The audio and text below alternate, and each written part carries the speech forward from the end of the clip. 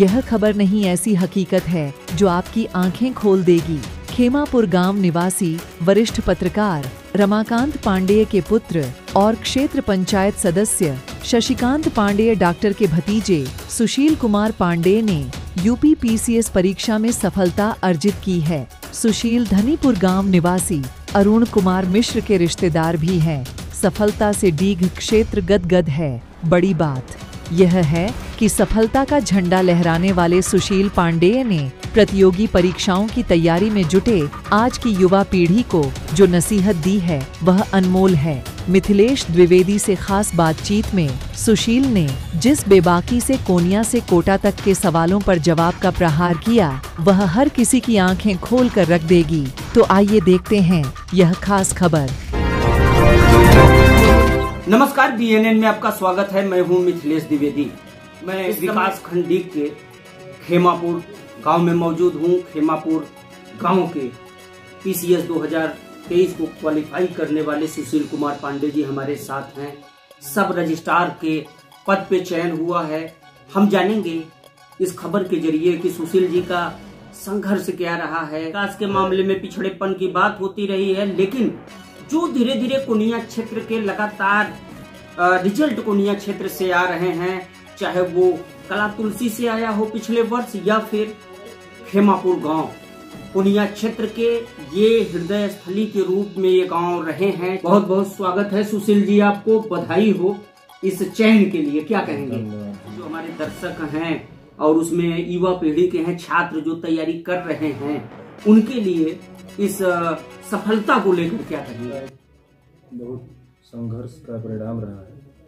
मैं यहाँ की युवाओं को बस एक संदेश देना चाहता हूँ कि फील्ड चाहे जो भी हो, चाहे वो शिक्षा के क्षेत्र में जाना चाहते हैं, गायन के क्षेत्र में जाना चाहते हैं, विभिन्न क्षेत्र हैं जहाँ युवा जाना चाहते हैं। सबकी अपना इच्छाएं सबकी अलग अलग होती है। तो जिस भी फील्ड में वो जाएं, पहले अपने प्रतिभा को पहचानें और उसको मूर्त रूप देने के लिए कठिन से कठिन परिश्रम करें। क्या विविध पहलू रहे हैं जो आपकी सफलता का माध्यम बने? मैं ये नहीं बताना चाहूँगा कि सफलता का माध्यम बने। मैं सबसे पहले ये बताना चाहूँगा कि असफलता क्यों मिलती रही जी, क्योंकि जो युवा पीढ़ी है वो सफलता के पीछे भाग रही। इसमें मैं एक सूत्र वाक्य कहना चाहूँगा जी कि रील और रियल में अंतर करना सीखें। जो यूट्यूब या विभिन्न मीडिया के माध्यम से रील चलाए जा रहे हैं जी, गुमराह किया जा रहा है लोगों को कोचिंग मीडिया संस्थानों के द्वारा जी। मैं इसलिए इस बात को मुखर होकर कहना चाहता हूँ क्योंकि हमारा जो कोनिया क्षेत्र है वो संसाधन के अभाव में जी रहा है जी। आर्थिक विषमता है, किसी के पास अधिक सक्षमता है तो किसी के पास किंचित मात्र भी नहीं जी। तो मैं बस इतना कहना चाहूँगा कि रील और रियल में अंतर करें और जो है किसी भी अच्छे व्यक्ति को इंस्पिरेशन मानकर तैयारी शुरू करें। किसी भी क्षेत्र में जा सकते हैं, ऐसा नहीं है कि आप इसी क्षेत्र में आए, हर क्षेत्र में आप जा सकते हैं और खूब मेहनत करें। उनके लिए क्या कहना चाहेंगे, क्या संदेश देना चाहेंगे ऐसे बच्चों के लिए जो मेडिकल और इंजीनियरिंग के क्षेत्र में? उनके लिए तो संभावनाएं जो है बढ़ जाती हैं इसलिए जी, क्योंकि वो स्टार्टिंग में ये जो है इंटरमीडिएट के आसपास की तैयारी शुरू होती है, नीट वगैरह की जी। तो जब तैयारी शुरू होती है तो जो उनका सिस्टम होता है, जिस तरीके से वो समय दे पाते हैं, कोचिंग की जो तरीके होते हैं, उनकी पठन पाठन शैली, स्मरण शैली वो टेक्निकल अप्रोच के साथ आगे आते हैं। वो उनको आगे आके काफ़ी मदद करती है। लेकिन मैं ये कहना चाहूँगा अगर वो नीट की तैयारी कर रहे हैं तो पूर्ण प्रयास करें कि उसमें सफलता अर्जित करें। आपकी प्रथम प्राथमिकता नीट है तो नीट पर फोकस करें, वहाँ क्वालिफाई हों, अपना ग्रेजुएशन पूरा करें। और एक बिंदु पे मैं आपको कहना चाहूँगा मुख्य रूप से कि आजकल एक नया ट्रेंड चला है कि 10th और 12th के बाद लड़के तैयारी करने जा रहे हैं जी। ये आप देखिए कि कोटा बन चुका है सुसाइड हब। उसका कारण ये है कि 10th क्लास में हम बच्चों को वहाँ भेज दे रहे हैं। अब वो ग्रेजुएशन तक आते आते 7 साल की जो है पूरी काल को वो जो है करते हैं। उसके बाद 5 वर्ष और तैयारी, वो अपने जीवन के 12 वर्ष गंवाने के बाद किस स्थिति में जा रहे हैं, विक्षिप्त हो जाते हैं, आत्महत्या कर लेते हैं।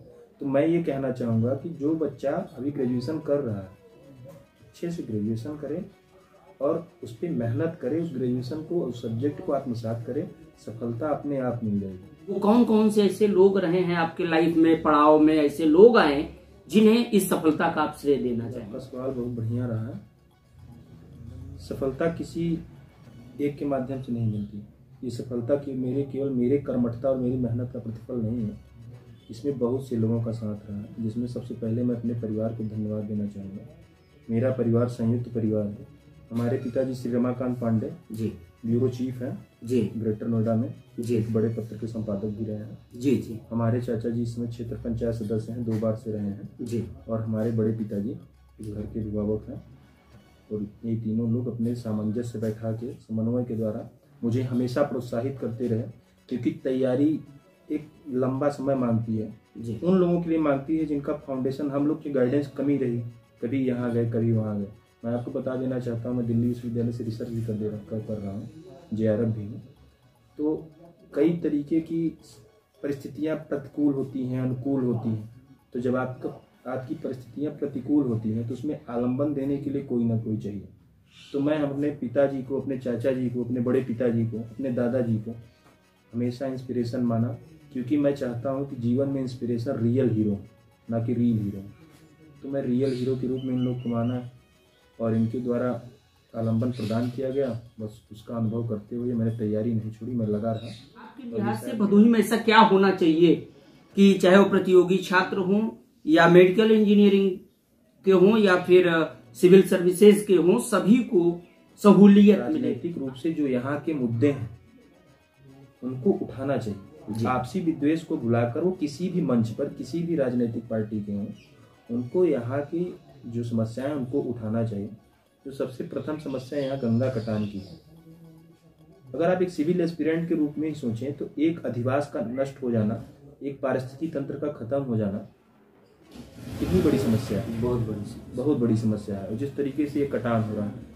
और दूसरी चीज, शिक्षा के क्षेत्र में जितने भी लोग यहाँ आगे जा रहे हैं उनको इंस्पिरेशन बनना चाहिए, उनको लोगों से बात करनी चाहिए, अपने युवा पीढ़ी को एक मार्गदर्शन देना चाहिए, ताकि जो है शिक्षा के क्षेत्र में कुनिया आगे बढ़ सके। इस क्षेत्र को कुनिया संज्ञान नहीं देना चाहिए, भदोही का एक क्षेत्र है और इसे सम्मानित स्थान देना। बहुत बहुत धन्यवाद। तो ये थे सुशील कुमार पांडे।